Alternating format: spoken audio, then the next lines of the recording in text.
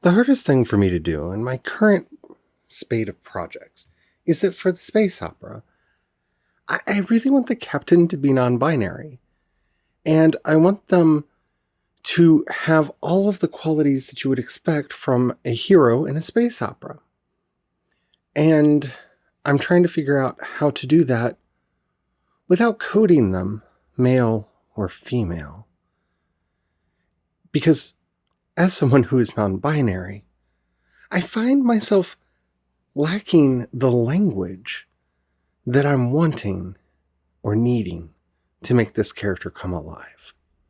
So let's talk about that on today's episode of Project Shadow. Can you hear me? I have something to say.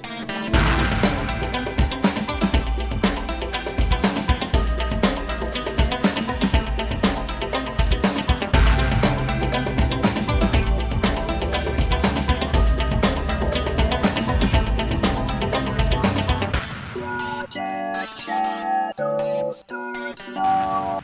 Hello everyone, how are you doing today? My name's Charlie. You might know me better as sci-fi fantasy writer C.E. Dorset, and I'm wanting to write a non-binary hero, and it's probably the most stressful thing I've ever done in my entire writing career.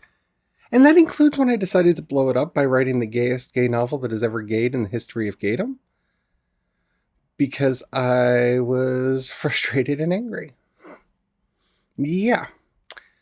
So I really want to talk about this because I don't think that there are any resources out there to discuss a topic as broad as the non-binary community, people, identity. Again, I want to say community or I want to say people because I have a little Larry Kramer in the back of my head that tells me to say people. And he's very specific about that because he really argued that if we, as queer folk, did not claim our identity and join together, then we were making ourselves vulnerable to those who would, wish to see us harmed or worse. And as somebody who lived through the AIDS crisis, especially at its beginning, when there was a plague going through the land and an unfeeling Republican government let people die because they just didn't care, I can see where he's coming from. And as somebody who is, again, living through a similar scenario, but with a virus that is killing everybody, it's horrible to watch history rhyme in this terrible way that it's doing right now. But I don't know how to talk about non-binary folk. I don't. And that's really troubling because I consider myself non-binary. I am very much more on the femme side, so I kind of lean to one side, but, for the most part, yeah, I am non-binary. And there isn't a lot of language available to me that isn't tainted. And that's problematic. It's problematic on several levels. One, you don't see a lot of stories with non-binary protagonists, especially stories of the type that I'm wanting to write, where they are depicted not only as a protagonist, but as a hero. I mean, this is my James T. Kirk. This is my Jean-Luc Picard. This is my Catherine Janeway. So I really want this character to stand out as a hero so that people can, hopefully, learn to see non-binary folk as heroes, as people that could be heroes, as people that they could identify with, regardless of whether they consider themselves non-binary or not. Because that is the biggest flaw in our community existence right now, is that there is a large proportion of the population that cannot or does not understand an issue until it confronts them. They don't care about queer people until they have a queer person in their family. They don't care about trans people until they have a trans person in their family. They don't care about non-binary people until, yeah, you guessed it, they have a non-binary person in their family. And I want this character to be cool. I want this character to be exciting. I want this character to be fun. And I don't want them to be a learning experience. See, this is where I feel really tossed up in writing this story. And I've thrown away about 8 different starts because they felt like a tutorial character. Every time I tried to write them, I felt like I had to sit down and explain to the audience, this is what a non-binary person is. And one, that violates the, golden adage, because it's not really a rule. It's just something that we authors like to say to shame each other. Show, don't tell. And I feel like taking time away from the story to sit the audience down and go, now, this character is non-binary. That is why they use they, them pronouns. A non-binary person, ... Yeah. I don't want to have to explain and suddenly, divert from the story in a way that will turn off a lot of, cisgendered heterosexual readers. And so I struggled for a long time and found myself starting to wonder about using things that I don't know if they're tropes yet. I mean, they were tropes as far as how non-conforming people were treated in the past, where I found myself wanting to use genderless names. This character needs to have a genderless name because they're from the future and they are from a society that recognizes 4 genders for humans, so that you have male, female, non-binary, and agender as the 4 genders. And within those are kind of seen as umbrella terms and under which everything else falls. Not maybe the best system, but I think it's one that's easy to explain or grasp for a cisgendered heterosexual audience that is used to heteronormative stories. And so I found myself trying to reinforce this idea that this character is non-binary by giving them a unisex name. Now, it wasn't Pat or Chris or any of those names, but I found myself exclusively looking at unisex names. And that felt wrong. It really did. Because, like in my own case, my birth name is Charles Eric. That's the name that I was given, that I was assigned at birth when I was assigned male at birth. And it was my choice, my personal choice, to use the name Charlie. And that is a diminutive of my first name, Charles. And it's one that actually means a lot to me. I have a very strong connection to my grandfather and my father, who are also Charleses.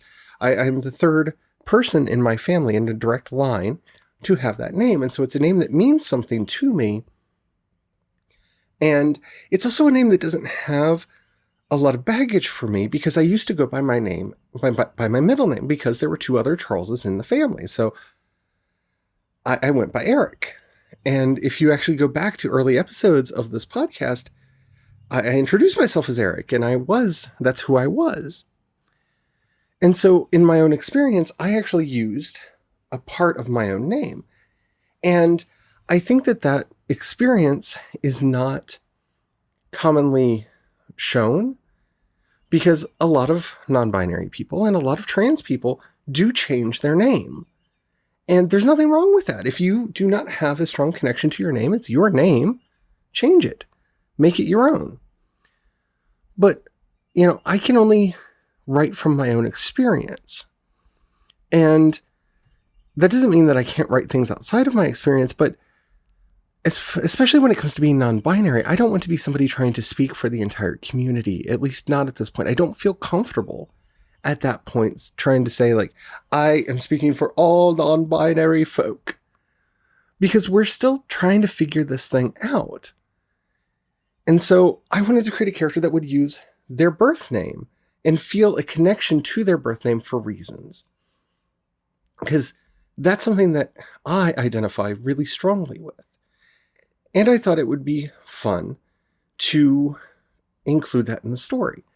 And then, of course, came the self-doubt. Well, people are going to come after me because all trans people and all non-binary people change their names. And many non-binary people change their names to unisex names so that they are not representing themselves as either masculine or feminine.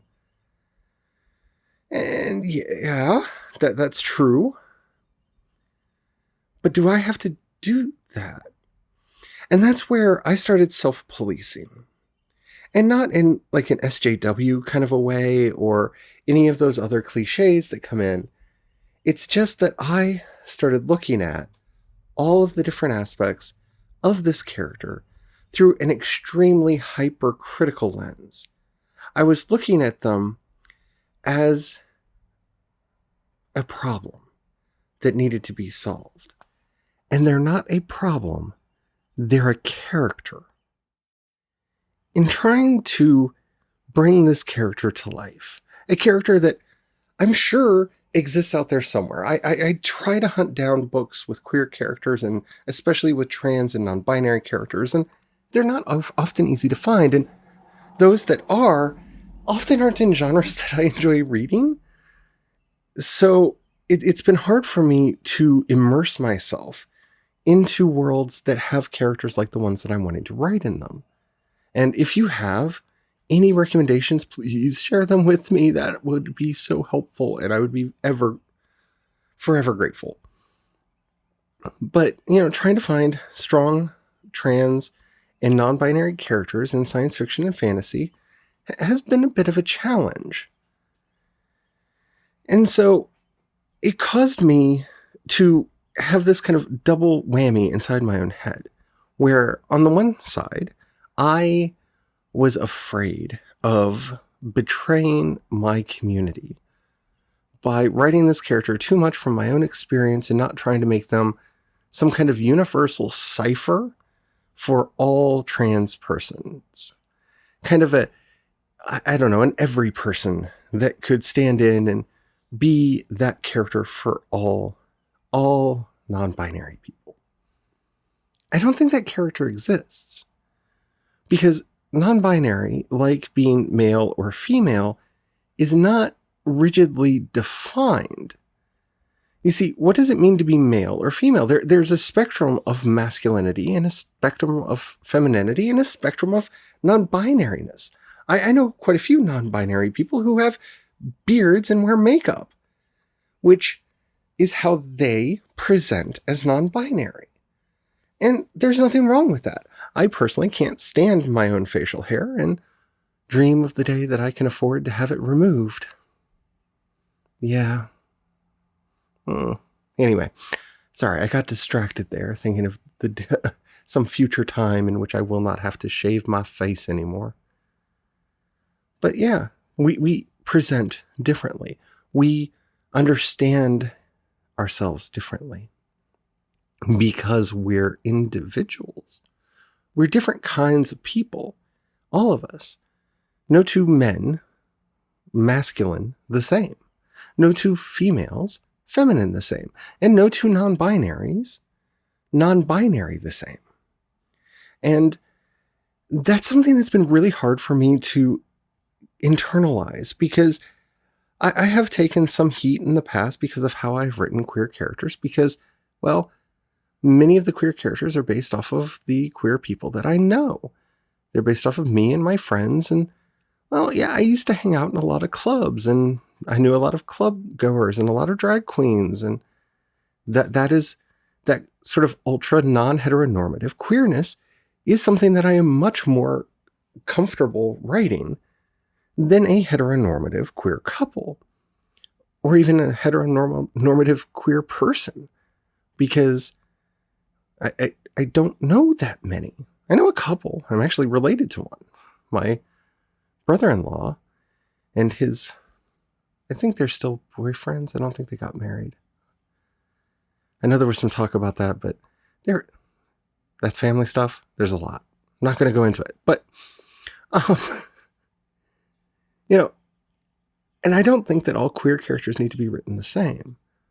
But because this character feels so important to me, and I'm not saying they're important because I am going to make the first trans hero that there's going to be a TV series or a movie made about, and they're going to be the representative of all non-binary people for all the not non-binary people out there in the universe.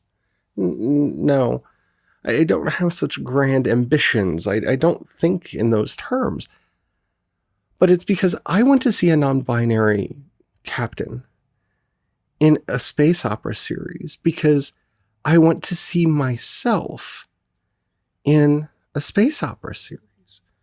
There are very few characters that I've been able to truly identify with over the years. And I do because of, other aspects of them. My temper has often made me like Worf. My strange analytical mind has attracted me to both Data and Spock. My identity issues has always made Jadzia Dax and Odo very close to my heart. And to be quite honest, I've always had a fond place in my heart for Kira Nerys, because I have often, in my own headcanon, she's non-binary. She very, very rarely presents feminine. And so in my own headcanon, she's a non-binary character. And so because of her presenting in a very androgynous way, from the time I was a child watching the show when it originally aired, I felt a strong connection to her. But she's not a non-binary character. That's just headcanon. She is a feminine character. She's a female character. And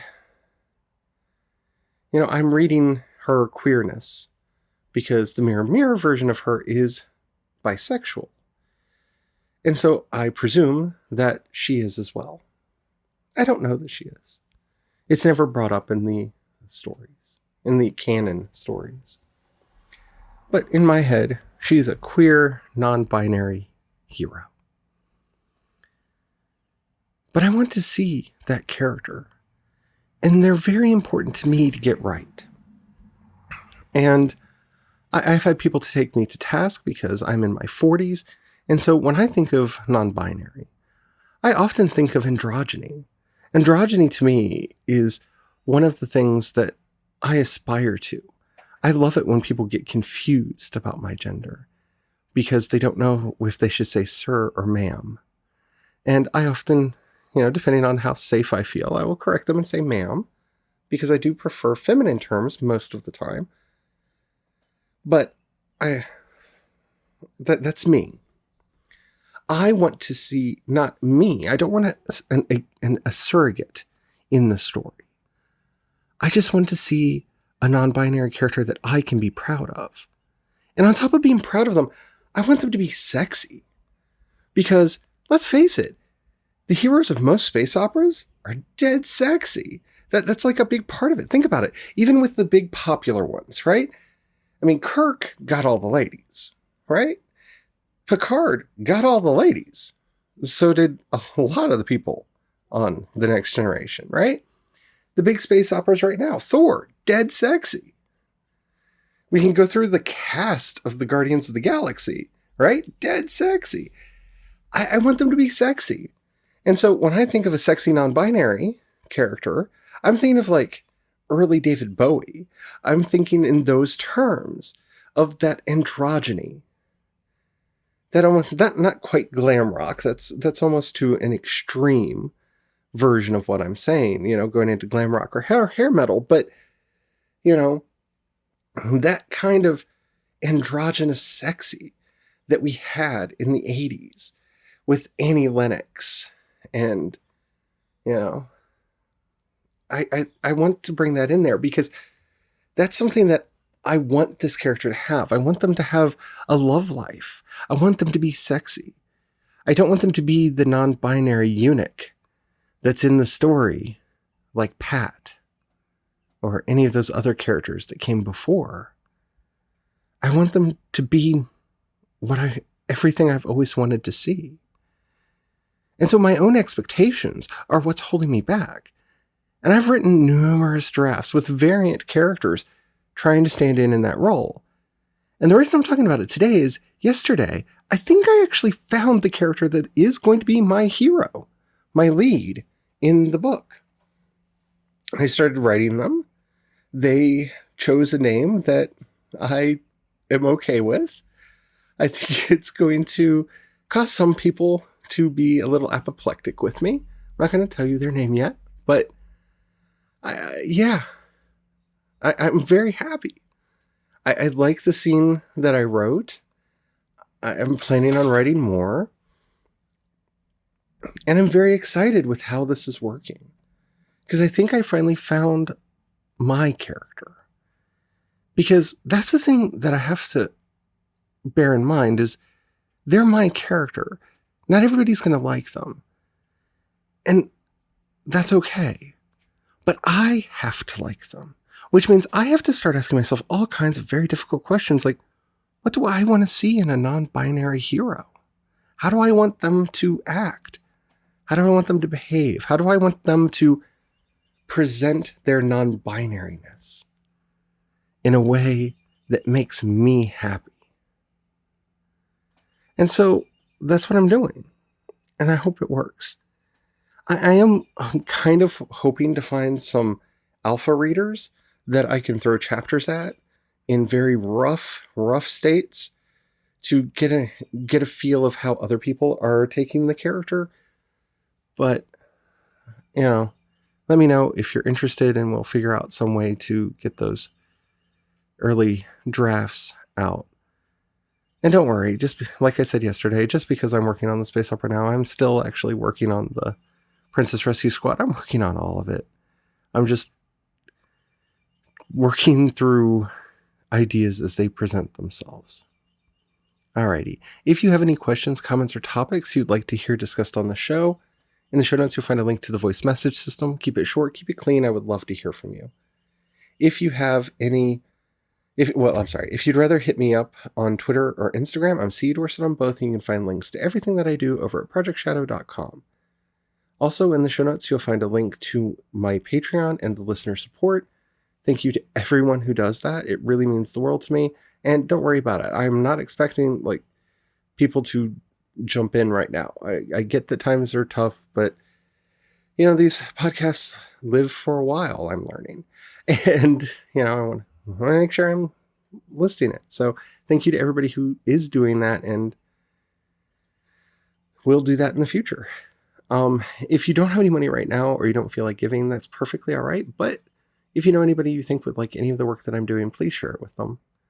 That helps out more than you know. Alrighty. That's it for me today. Don't forget, Friday is the big 1000th episode spectacular. And until later, stay well, stay safe, and don't forget to have the fun. Bye.